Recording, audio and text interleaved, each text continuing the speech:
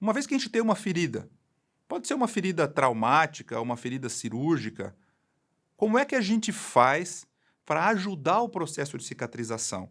O jeito mais fácil todo mundo sabe. Aproxima as bordas e realiza uma sutura primária. A sutura primária é um tipo de cicatrização primário. Isso a gente realiza todo dia durante as feridas operatórias, intencionais. Independente do ponto realizado aí, aproximando-se as bordas, facilita muito o processo de cicatrização, inclusive torna essa cicatriz muito mais estética. Agora, tem situações que a gente não consegue aproximar as bordas. Por exemplo, uma grande lesão nessa no pé, por exemplo, o que a gente faz aqui?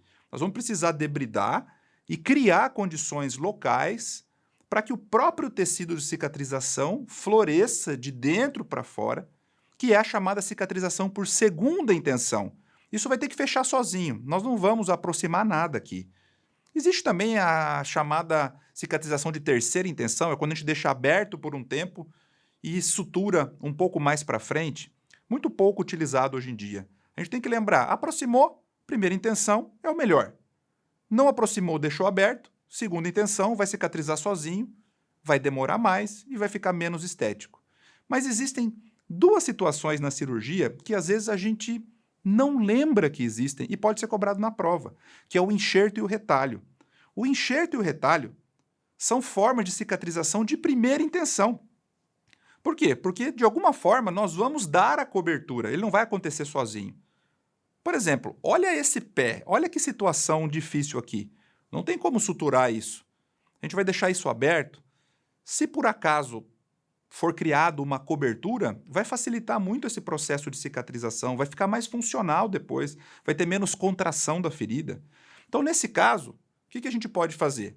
A gente pode escolher uma área doadora para tirar um enxerto. Mais precisamente aqui o abdômen, tem bastante pele sobrando aqui.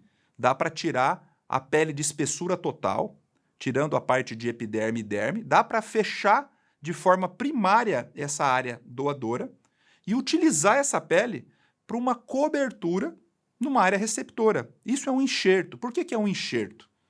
Porque a gente está levando um tecido de um local para o outro sem a sua vascularização inicial. Não está indo o vaso sanguíneo que irriga esse pedaço de pele, não. Ele vai precisar ser reavivado, ele vai precisar receber sangue oxigenado da região receptora. Por isso, esse enxerto tem que ficar muito bem alocado. Ele pode ser suturado, como nesse caso aqui. Nós vamos realizar depois um curativo para que não haja movimentação, cisalhamento, porque por embebição desse líquido da área receptora, que ele vai receber os nutrientes e depois novos vasos vão surgir aqui. Então, enxerto é muito interessante quando a gente tem, por exemplo, uma grande área, pode ser utilizado um enxerto de pele parcial em um grande queimado. Nesse caso aqui, para ficar bem claro o que é um enxerto de pele total. Por que é um enxerto? Porque não tem a sua vascularização original. Agora, uma outra situação é o retalho. Dá uma olhada nessa lesão. O paciente precisa ressecar uma lesão com suspeita de malignidade. Vai ficar com essa aparência antiestética, esse buraco na face. A gente pode realizar um retalho, rodar um retalho.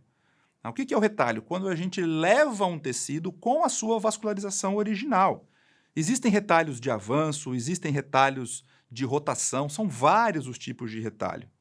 E muitas vezes a cicatriz cirúrgica fica maior do que a lesão original, mas é uma ótima forma de realizar o fechamento de uma ferida que a gente precisa de mais estética e de uma área nobre. A gente vai precisar usar retalho quando tiver osso sem periósteo, por exemplo. Por quê?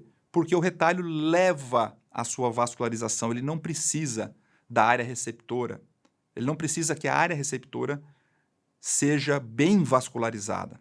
Então essa é a principal diferença.